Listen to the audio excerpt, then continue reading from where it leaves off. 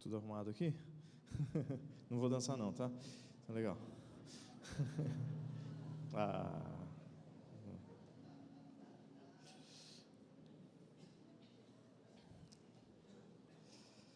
Aí o que vocês vão falar é que Jesus está às portas mesmo. Jesus está à porta.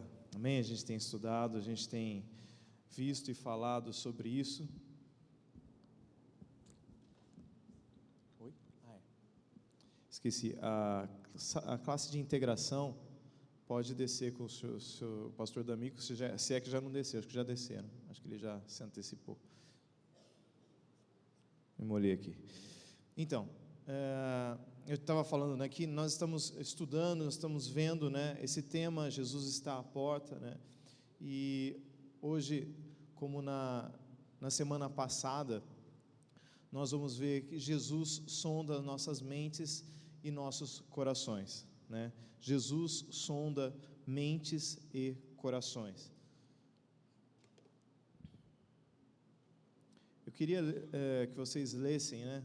Vai aparecer aqui na tela, Apocalipse 2, 23. Vamos ler comigo, né? Apocalipse 2, 23. Então ela diz assim: então todas as igrejas saberão que eu sou aquele que sonda mentes e corações, e retribuirei a cada um de vocês, de acordo com as suas obras. Queria que você fechasse os seus olhos agora. Vamos orar. Põe a mão no seu coração. Senhor, nós agradecemos porque nós podemos ouvir a Tua palavra. E eu clamo agora, Senhor Jesus, que o Senhor comece desde já a sondar as nossas mentes e os nossos corações. Sonda a minha mente e o meu coração nessa noite. Senhor, com o Teu amor, com o Teu toque, eu peço que o Senhor vá lá no profundo dos nossos corações, vá ali dentro da nossa mente, Senhor, e toca lá dentro, bem lá no profundo, coisas que às vezes a gente nem imagina, ou coisas que a gente sabe, mas estão ali escondidos e perdidos. Senhor, nós oramos para que o Senhor venha nessa noite sondar os nossos corações, Pai, em nome de Jesus. Amém. Queria que você abrisse a sua Bíblia em Apocalipse, capítulo 2, Apocalipse capítulo 2, versículo 12. Apocalipse capítulo 2, versículo 12.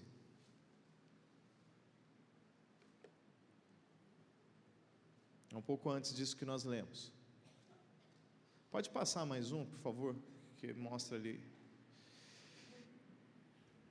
Eu vou ler até o fim do capítulo 2, é uma leitura um pouco comprida, né? Mas eu queria que você prestasse bem atenção. Vamos lá.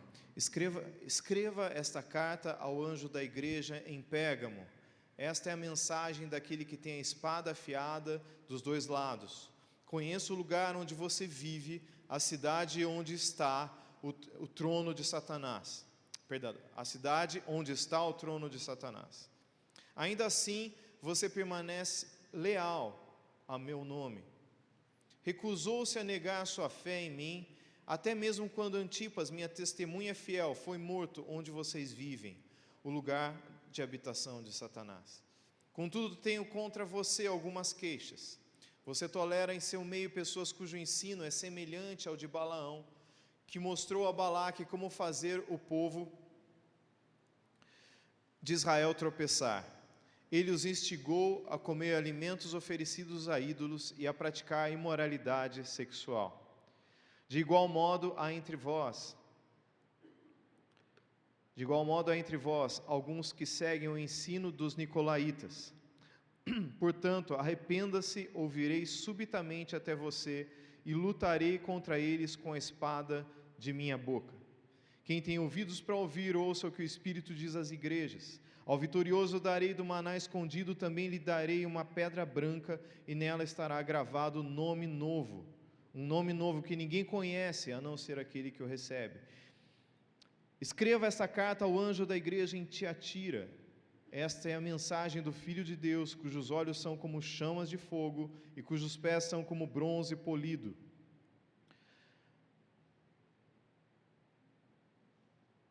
Sei de tudo que você faz, vi seu amor, sua fé, seu serviço, sua perseverança, e observei como você tem crescido em todas essas coisas. Contudo, tenho contra você uma queixa.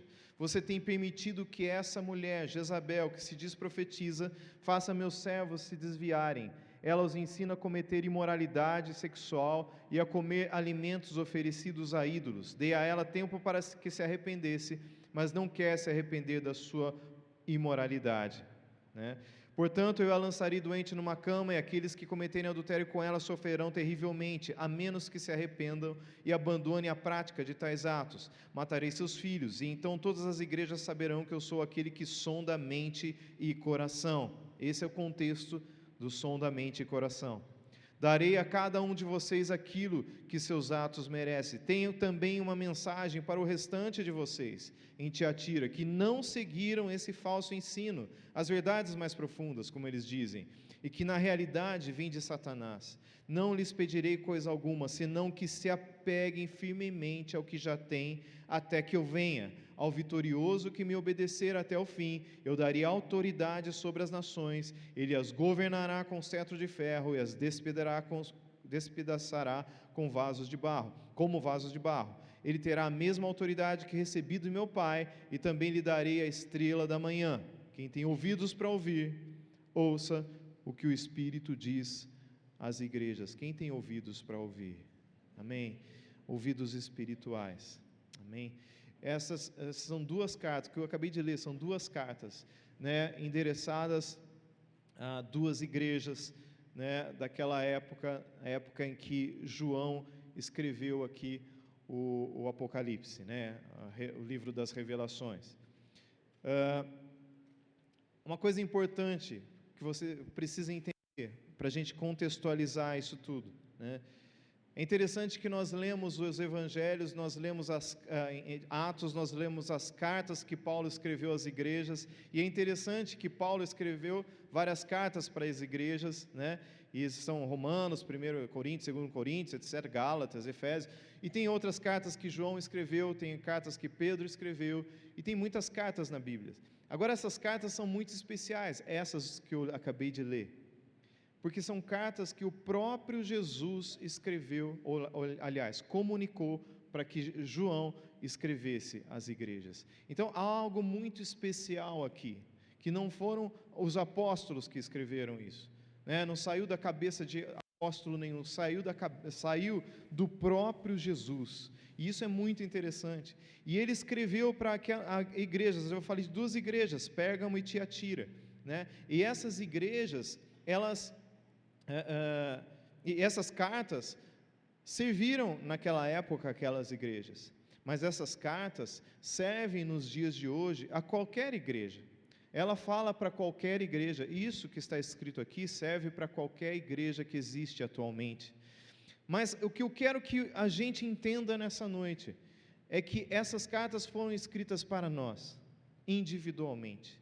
Então, o contexto, aquilo que você precisa entender agora, que tudo que nós vamos falar vai se aplicar não a uma igreja de modo geral, porque toda vez que a gente entende a coisa de modo geral, ela nunca é para a gente, é para geral, não é? Mas saiba que essas cartas que estão aqui, por mais duras que elas sejam em alguns momentos, elas são para mim e para você, amém?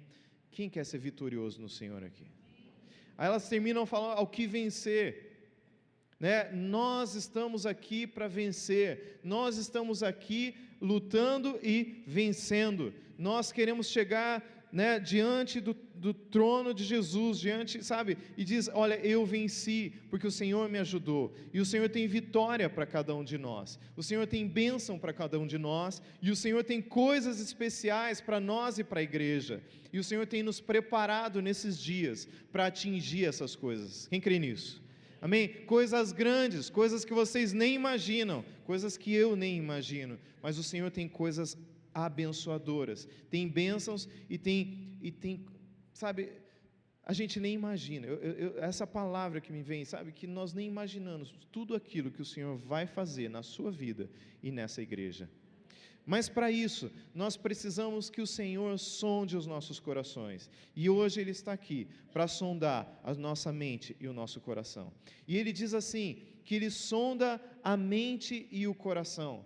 Sabe, o campo de batalha do diabo e o nosso campo de batalha, né, é a nossa mente. A nossa mente e o nosso coração é onde nós entramos em confronto com o diabo, ou onde o diabo entra em confronto com a gente. A estratégia do diabo é, através da nossa mente, nos destruir. Ninguém fala amém, né? Mas é verdade. Porque ele quer nos destruir. Ele quer destruir o propósito de Deus para a humanidade. E aonde ele começa? Na sua e na minha mente. Quando a gente fala mente, eu falei para vocês orarem e você colocou a mão no coração, mas daqui só saem umas batidas. A coisa está toda aqui. É aqui que está a sua mente e o seu coração, as suas emoções, seus sentimentos, seus pensamentos, está tudo aqui. Por que que o diabo ele está tão interessado, né, em agir na nossa mente e no nosso coração? Por quê? Por causa disso. Jesus, ele responde essa pergunta em Mateus 5,19. Pois do coração saem os maus pensamentos, os homicídios, os adultérios, as imoralidades sexuais, os roubos, os falsos testemunhos e as calúnias e outras coisas. É dali do nosso coração. Não está falando que isso sai do diabo, está falando aí não. Jesus disse isso. Está saindo do nosso coração. E é dali que saem todas as coisas ruins. É por isso que o diabo ele tem tanto interesse em agir na nossa mente. E é por isso que Jesus, nessas cartas, ele está falando, eu sondo a mente e o coração, para ver o que tem na sua mente e no seu coração, para purificar a minha mente e o meu coração. Amém? Quem diz amém? Ele quer purificar a nossa mente e o nosso coração, porque a nossa mente e o nosso coração não são puros, não é verdade? Então, é por isso que ele está tão interessado, o diabo se interessa tanto por isso. A mente é o centro, é a central de controle de todo o nosso corpo. Tudo que nós fazemos, eu estou descendo essa escada agora, tudo que nós fazemos é através da nossa mente. Então, todo pecado ou toda coisa boa que você faz, parte da sua mente. O seu corpo faz, a sua boca fala, o seu ouvido ouve, os seus olhos veem, né? Você toca nas coisas, mas tudo procede da sua mente. E todos os nossos sensores, quer dizer, nosso tato, etc., os 5 sentidos, eles jogam informação para a nossa mente. Não é verdade?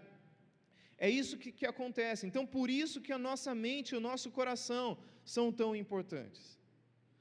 Porque de lá procede todas as coisas. Deus fala aos nossos corações. O Senhor ministra a nossa mente. E é por isso que nós podemos servi-lo. Amém? Então, daqui, né, saem todas as coisas. E é por isso que nós falamos, eu estou só dando uma introdução, não é? É por isso que nós estamos estudando isso. Em seguida, quando a gente lê esses textos, o que Jesus tem a dizer a nós através dessas cartas? Ele fala de uma série de coisas. Ele fala, olha, você está no lugar onde é o trono de Satanás, mas você está resistindo. Ele fala, a igreja de Tiatira, ele fala pelo menos uns 7 ali, adjetivos bons para aquela igreja. Ele fala um monte de coisa boa, né? Você é perseverante, você é fiel, e etc. Ele vai falando. Mas olha que interessante, apesar de tudo isso, ele começa dizendo, apesar de todas essas coisas, eu tenho coisas contra ti. E você precisa mudar essas coisas, porque essas coisas vão te destruir. Apesar da gente fazer muita coisa boa, apesar da gente andar no caminho do Senhor, fazer coisas boas, às vezes ter muitas qualidades, como igreja e como pessoas que nós somos. se a gente não mudar a nossa mente, quando Jesus fala, tenho alguma coisa contra você, Ele quer dizer que aquilo que Ele tem contra, não é que Ele não está gostando de você, Ele fala, não amo mais você, Ele fala isso porque Ele te ama. O que Ele está dizendo, que apesar de tudo isso, você pode ser destruído e levado a errar por causa dessas coisas. E Ele fala, e é interessante que nessas cartas, Ele diz, conheço o lugar onde você vive. Queridos, Jesus conhece o lugar aonde você vive. Jesus conhece aonde você anda. Aquelas que cantam, tinha umas músicas para crianças, conheço onde você põe o seu pezinho, coisa assim, né? Onde você anda, onde você está, Ele conhece onde você está. Ele conhece as suas obras, Ele sabe de tudo que você faz. O problema é que nós nos esquecemos que Jesus sabe de tudo que nós fazemos, seja na luz ou seja nas trevas, Jesus sabe. Mas isso é bem básico, né?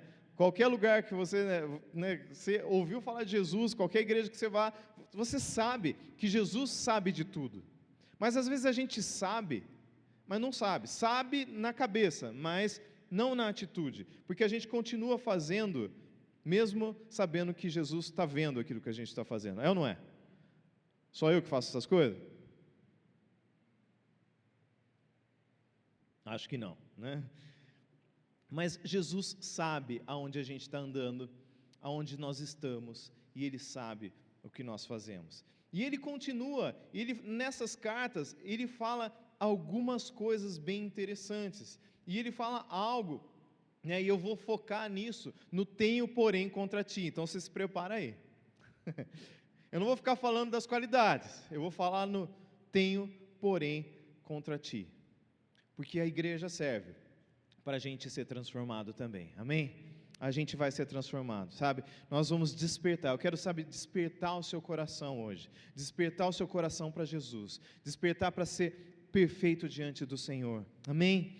É isso que nós vamos buscar aqui hoje. Então, ele começa falando na igreja de Pérgamo, ele fala algumas coisas que às vezes parecem até nos parecem esquisitas, porque ele fala assim, olha, tem gente ali que segue ou se apega à doutrina de Balaão. Tem gente aí que segue ou se apega à doutrina ou o ensino dos nicolaítas. E na igreja de Tiatira ele fala assim, ó, tem aí uma mulher, Jezabel, ela se diz profetiza, né? E é bem interessante que para essas duas igrejas ele fala assim, vocês toleram essas doutrinas, vocês toleram essa mulher, apesar de eles fazerem tanta coisa boa, apesar de nós fazermos tantas coisas boas, queridos, muitas vezes a gente tolera alguns desvios nas nossas vidas, e o Senhor Ele quer falar ao nosso coração profundamente na noite de hoje. Quando Ele fala da doutrina de Balaão, Balaão era um profeta, né? Vamos dizer assim, era um homem, ele ouvia a voz de Deus e ele podia profetizar, ele foi procurado para profetizar, mas ele foi procurado para profetizar contra o povo de Deus, e não deu certo, né? Isso na época lá de Moisés e o povo de Israel, que ainda não tinha cruzado passado para a terra prometida. Então, o que acontecia ali? Balaque era o cara que contratou Balaão para profetizar contra Israel, mas não deu certo, e sei lá o que aconteceu, né? Eu acho que, né, deu errado, e Balaão pensou num jeito de destruir o povo de Israel. Por quê? O povo de Israel, pensa só, você é de um povo qualquer, e você quer destruir um povo cujo Deus é o Senhor, que simplesmente abriu o Mar Vermelho, que destruiu o Egito. Então, é a mesma coisa de que, sei lá, você pega aí o exército brasileiro e tentar destruir os exércitos americanos. Não vai dar, não vai rolar, não vai funcionar. Então, o que ele precisou fazer? Usar de estratégia. Qual era a estratégia de Balaão? A estratégia de Balaão era fazer o povo de Deus se misturar com as mulheres dos outros povos, de tal maneira que eles se juntassem a elas, às vezes nem casavam, né, tinham um relacionamento sexual com elas, e moravam juntos, sei lá, às vezes até se casavam, né, de tal maneira que os ídolos daquelas mulheres se tornavam os ídolos do povo de Israel, daquele que casou com essas mulheres. Ou seja, eles acabavam se contaminando. Eles faziam exatamente o que Moisés cansou. Se você ler Deuteronômio, fala o tempo todo: não se junte com outro povo. E eles se juntavam, nesse caso, né, eles se juntaram, e o que aconteceu? A ira de Deus veio sobre esses israelitas. E Deus destruiu esses israelitas. Então, olha que estratégia boa. Eu faço eles pecarem e Deus destrói eles. Deus está ao favor do inimigo, entre aspas. Não que esteja, né? Mas Deus, ele não mente. Então, se eu faço o povo pecar, eu coloco eles contra Deus. É essa que é a doutrina de Balaão. E essa doutrina existe até hoje. O diabo tenta fazer a gente pecar, tenta levar a gente a imoralidade sexual, a coisas erradas, né, e outras coisas, mas aqui fala muito de imoralidade, né, sexual, né. Hoje mesmo eu estava lendo, eu abri lá um portal ali, estava falando que 1/3 dos brasileiros, eles fizeram uma pesquisa que 1/3 dos brasileiros já mandaram nudes. Imoralidade sexual, querido, 1/3, pensa só, quantos milhões de habitantes tem? 1/3. E eles estavam preocupados desses nudes vazarem. A gente tinha que estar preocupado, não estou falando, né? Mas qual a preocupação? De não fazer isso, né? Isso é imoralidade sexual. Isso é um exemplo apenas, tá? Mas o mundo está tentando, né? As sugestões mundanas, o diabo, através de várias coisas, está tentando fazer a gente pecar, que quando a gente peca, a ira de Deus vem contra a gente, ou a gente fica separado do Senhor, e separado do Senhor a gente fica vulnerável, e aí a gente é destruído. Isso é doutrina de Balaão, entenderam?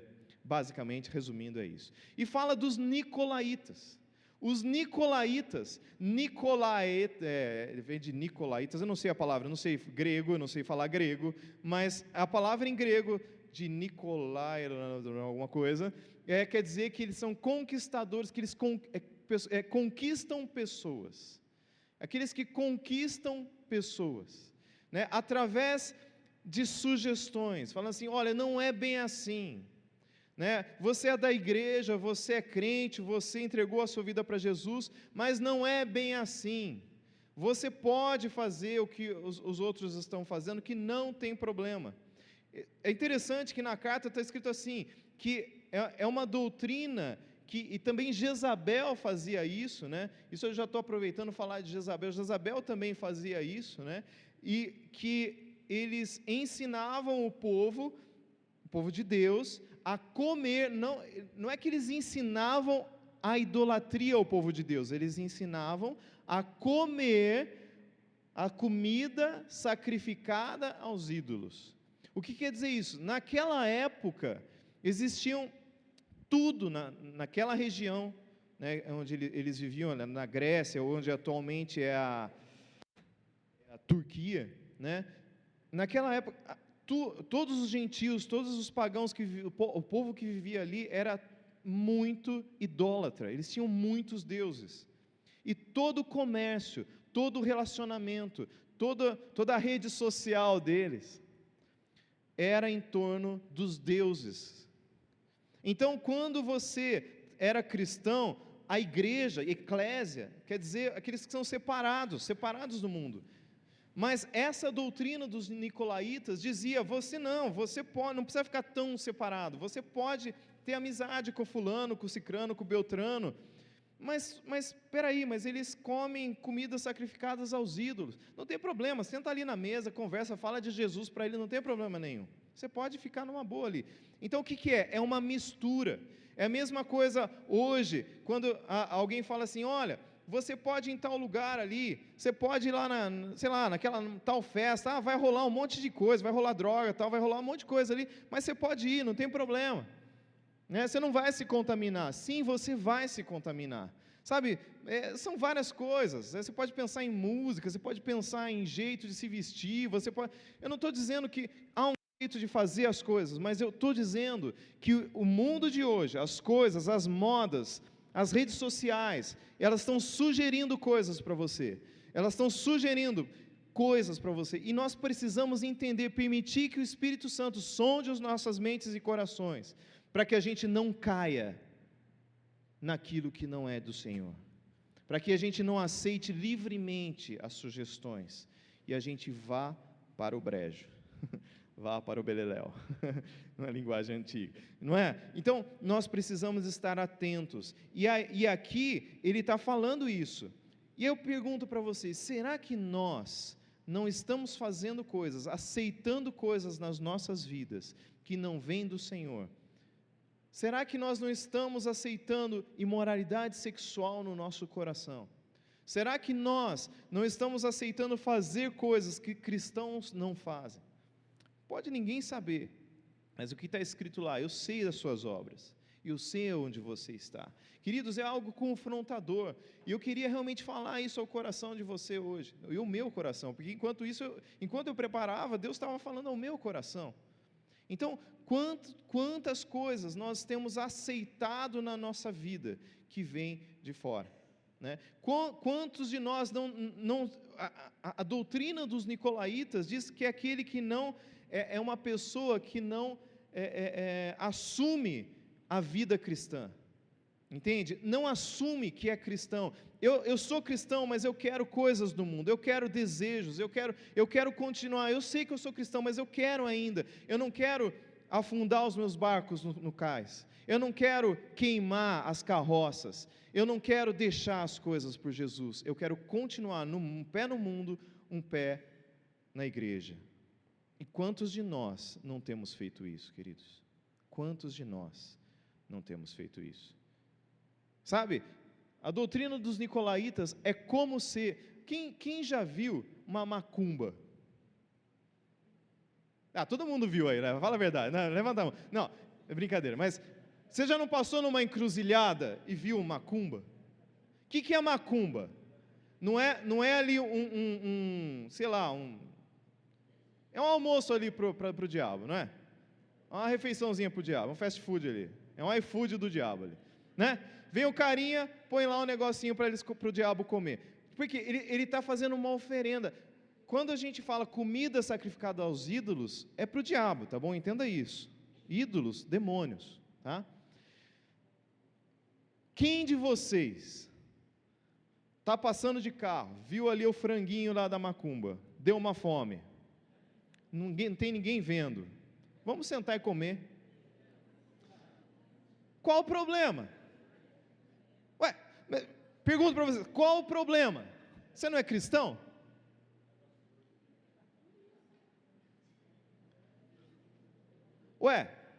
Você está comendo um franguinho ali, não é? Não sei se está bem feito, de repente você até leva para casa, dá uma requentada nele, fica bom, não é? Queridos, não é um absurdo isso que eu estou falando? Também tem que ser um absurdo quando alguém chega com uma música demoníaca na sua cabeça e fala, olha, se você não ouvir isso, você está fora do nosso grupo. Ou quando alguém chega com, sabe, um pacote, com alguma coisa para você, sabe, e alguém, por exemplo, na firma alguém fala assim, olha, então, mas você não precisa dar nota fiscal, ninguém dá nota fiscal, é a mesma coisa que você sentar ali e comer o franguinho. Queridos, pequenos desvios nos levam à perdição, nos levam a nos desviar dos caminhos do Senhor, é isso que essas cartas estão falando. Espero que tenha dado para entender. Se não deu para entender, eu vou dar um exemplo mais claro para vocês. Quantos de vocês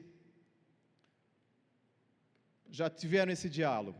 Mãe, me convidaram para ir na festa do fulano. Você pode me buscar às 6 da manhã? Ou se não, você pode me buscar às 6 da manhã. Aí a mãe, não filho, você não vai. Mas mãe, todo mundo vai. E qual que é a resposta da mãe?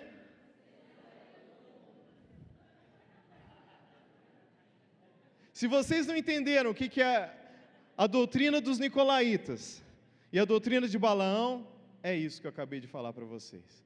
Queridos, vocês não são todo mundo, vocês são o povo de Deus. Eu e você somos povo de Deus. Nós não podemos aceitar qualquer coisa. A mãe pode até deixar, mas ela sabe que vai dar ruim, não é?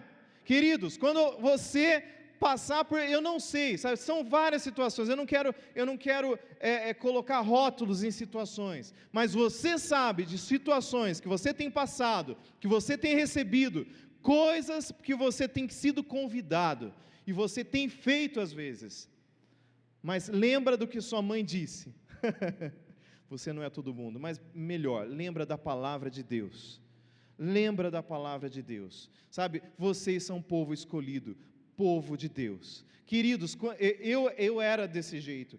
Quando eu tinha lá, eu estava no 2º ano do ensino médio. Hoje eu vou passar, Sérgio. Eu estava pastor Sérgio, eu estava no 2º ano do ensino médio, até o 2º ano do ensino médio. Eu estava numa escola que chama ITCAP, vocês conhecem, muitos conhecem. A Grace também estava nessa escola, a gente não namorava, a gente era da mesma igreja, mas a gente não namorava, não tinha nada, né? Mas a Grace, toda semana, ela tinha, eu e ela cristãos, da mesma igreja, toda semana, ela se reunia com os cristãos, ela fazia uma reunião, ela estudava a Bíblia, e pessoas às vezes se convertiam lá, chegou gente a se converter lá, no ensino médio. E o Paulo? O Paulo fugia. O Paulo não ia na reunião. O Paulo não falava que ele era cristão. As pessoas convidavam o Paulo, eu falava que eu tocava teclado, e as pessoas convidavam o Paulo para fazer uma banda, e eu não falava que eu era cristão. Eu falei, não quero não. Não, mas você toca teclado, a gente precisa de um tecladista. Não quero não. Mas o Paulo não falava que ele era cristão. O Paulo ele estava sendo vulnerável, ele não se posicionava. Queridos, que tolera a doutrina dos nicolaítas, a doutrina de Balaão, essa mulher Jezabel, que nós não sejamos esses que toleram. No último ano, eu tomei o jeito na minha vida, tá? Depois eu orei, sabe, foi um momento que Jesus sondou o meu coração, e eu falei, Senhor, não dá mais para viver desse jeito, eu sou um cristão que eu não estou dando um bom testemunho, eu não fazia nada de errado, eu não saía para beber, eu não saía para ir em festinha, mas eu estava errado, e eu não crescia também. Então, eu tomei uma posição, e um dia Deus realmente tocou no meu coração, eu falei, Senhor, não dá mais, e Deus fez uma reviravolta na minha vida, e eu mudei completamente. Na faculdade, nós estávamos na mesma faculdade, na mesma universidade, ela fazia odonto, eu fazia química, e lá, né, nós fazíamos, aí eu fazia o grupo com ela, né, eu também já era namorado dela, né, mas tudo bem, mas não era por isso, mas entende, a vida da gente pode mudar.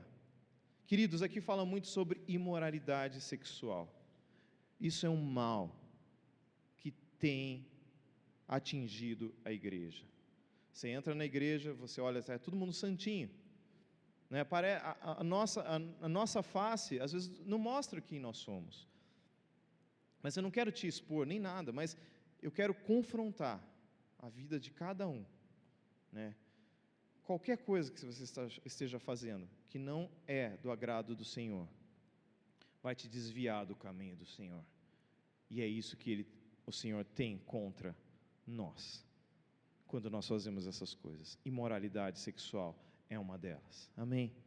Então, eu queria continuar, ler com vocês, tem mais uma carta, eu queria ler com vocês Apocalipse 3. É uma carta que é a igreja de Sardes. Se vocês acham que Jesus pegou pesado até agora, vocês não leram a próxima.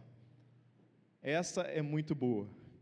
Ele fala assim, você deve estar aí com a sua Bíblia aberta, ele fala, escreva esta carta ao anjo da igreja em Sardes. Essa é a mensagem daquele que tem os 7 Espíritos de Deus e as 7 estrelas.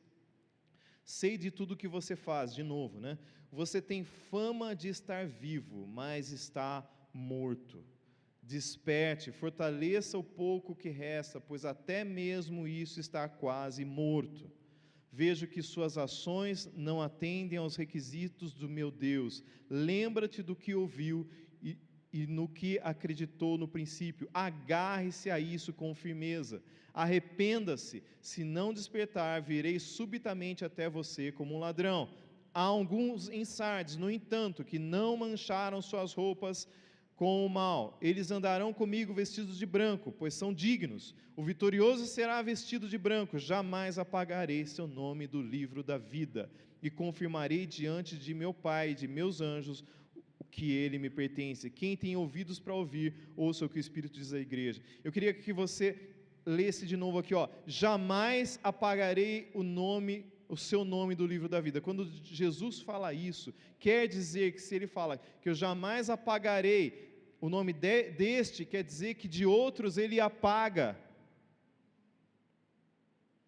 E aqui ele começa: você tem fama que está vivo, mas está morto. Na verdade, a gente tem que ler essas cartas como uma continuidade, não que isso é para aquele fulano, esse é para aquele ciclano, esse é para a igreja, mas é uma continuidade, que quando nós deixamos essas doutrinas, essa mulher Jezabel, a imoralidade sexual e etc., nós parecemos vivos, parecemos legais, parecemos cristãos de verdade, mas muitas vezes, não estou dizendo todos, mas muitos de nós, às vezes estamos mortos, ou muitas coisas em nós estão mortas, muitas coisas já morreram, e ele fala, recupera, desperta. Ele fala duas coisas, duas atitudes que eu queria chamar os músicos já, duas atitudes que nós temos que ter: arrependimento e despertar. Nós precisamos despertar. Quem diz amém? Quem acha que Deus está despertando a gente hoje? Sabe, Deus está despertando a gente para algo maior. O Senhor Jesus, Ele escreveu isso porque Ele nos ama, porque Ele quer os seus filhos andando como realmente são filhos, com vestes limpas, não manchadas de sangue, como está falando ali, vestes limpas, um coração puro, amém? E sabe, eu estava preparando a palavra e Jesus, quando fala, aqui não fala que ele está morto, a igreja estava morta, e em seguida ele fala desperta, ou ora essa, se ele está morto ele tem que ressuscitar. E por que então ele está falando para despertar? Na Bíblia, muitas vezes você vai ler e fala assim, fulano dormiu. Quando fala que fulano dormiu, quer dizer que ele morreu.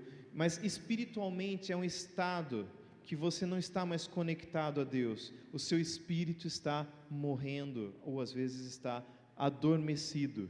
E aí a gente pode dizer que está morto. Tem uma pessoa na Bíblia que morreu.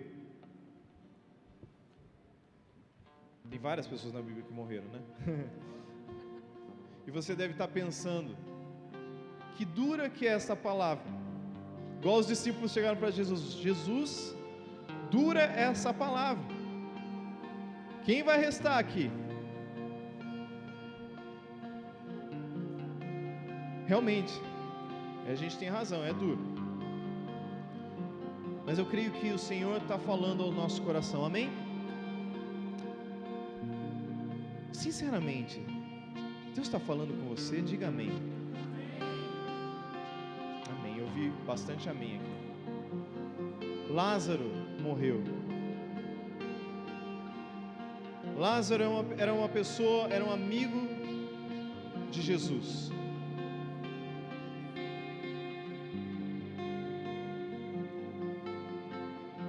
Em João 11:11 diz assim, depois de dizer isso, prosseguiu dizendo-lhe, nosso amigo Lázaro adormeceu. Queridos, pode ser que você tenha ouvido essa palavra e ainda você não foi convencido que você precisa despertar. E se diz assim, Ah, Jesus está falando só que eu dormi. Eu vou resolver isso um dia. Eu vou resolver essa situação em algum momento da minha vida. Mas leia comigo. Diz: nosso amigo Lázaro adormeceu, mas vou até lá para acordá-lo. Seus discípulos responderam: Senhor, se ele dorme, ele vai melhorar. Você pode estar pensando, mas eu vou melhorar, pode deixar. O pastor Paulo está prestes a fazer um apelo, eu nem vou, porque eu vou melhorar.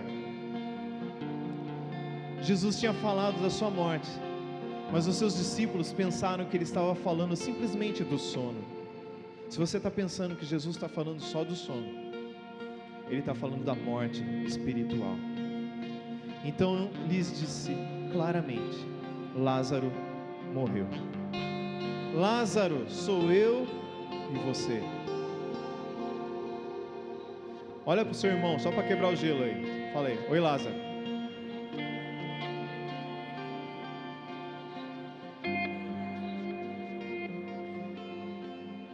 E Jesus continuou, disse-lhe Jesus, porque a irmã de Lázaro falou: mas Lázaro morreu, Jesus, o que pode se fazer?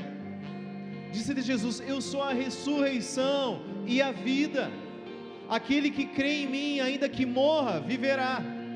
E quem vive e crê em mim, não morrerá eternamente. Você crê nisso? Ele está te perguntando, a Bíblia está te perguntando, isso está escrito no versículo. Você crê nisso? Eu acho que não. Você crê nisso? Amém. Tem que sair um amém da sua boca. Porque sabe, queridos, todos nós, sem exceção, temos partes em nossas vidas que estão morrendo. E nós às vezes somos como Lázaro. Essas partes do nosso coração, elas estão na morte e elas precisam reviver. Jesus é a ressurreição e a vida. Enquanto eu estou falando, eu vou fazer um apelo, e você vai tomando coragem, porque eu quero que você viva, meu querido. Viva, desperta. E ele continua, e ele diz: disse-lhe Jesus, trocando as bolas. Aí vai para o próximo para mim. Jesus outra vez profundamente comovido, olha só, Jesus profundamente comovido foi até o sepulcro. Jesus, ele sabe onde nós estamos, e muitas vezes nós estamos mortos, dormindo espiritualmente. E Jesus profundamente comovido, sabe por quê? Porque ele nos ama. Jesus era homem naquele momento, ele era Deus e homem, e ele no coração ele sentia o que os homens sentiam, o que as pessoas sentiam, e ele estava triste porque ele via pessoas chorando por causa de Lázaro. Quando a gente peca, quando a gente perde o propósito, toda a igreja sofre com a gente, toda a nossa família sofre com a gente, o nosso cônjuge sofre, nossos filhos sofrem, há um choro. E Jesus chora também, porque Ele não quer ver os seus filhos adormecidos nem na morte, Ele quer ver os seus filhos vivos. E Ele diz: tirem a pedra. Aí, sabe a nossa consciência, que a Marta fala: não vou lá na frente, porque faz 4 dias que está morto, e está fedendo, está cheirando ruim. Foi isso que ela falou. Disse-lhe Jesus: eu não lhe falei que se você cresce, veria a glória de Deus? Isso que está em negrito é para você e para mim. Eu não falei para vocês. Se você crer, você vai ver a glória de Deus. Você quer ver a glória de Deus na sua vida? Arrependa-te, desperta, vem para frente. Eu queria chamar, sabe, se você sente que tem coisas morrendo ou coisas mortas na sua vida, ou se você já se sente totalmente morto, dormindo,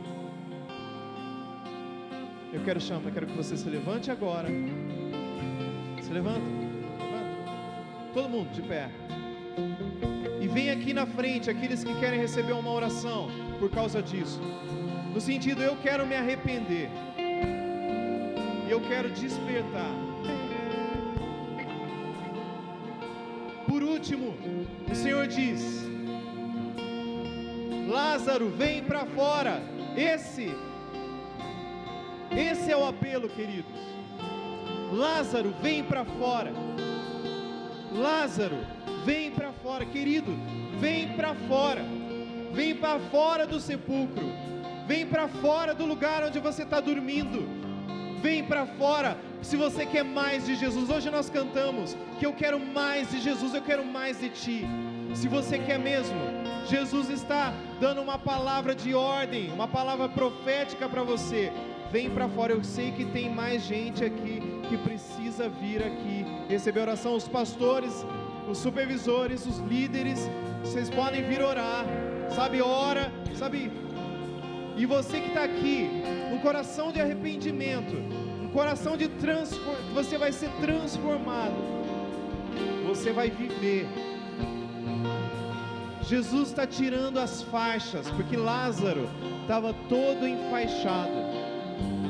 Jesus está tirando as faixas que impedem que você se mova, impedem que você se mova em Deus. Não importa se em algum momento da sua vida você perdeu o propósito, você perdeu a razão, você se contaminou. Mais do que os pastores orarem por você agora, é hora da gente se arrepender. O Senhor está aqui, o Senhor está aqui, Ele está te ouvindo. Ora você no seu lugar, mesmo que ninguém chegou até você ainda, ora, porque sabe, a sua oração, que não é simples, aliás, a sua oração já vai te trazer libertação. A sua oração vai fazer você despertar. A sua oração vai trazer o Jesus, que é a ressurreição e a vida. A ressurreição e a vida. A ressurreição e a vida estão aqui. O Senhor está te tocando, querido. Aleluia.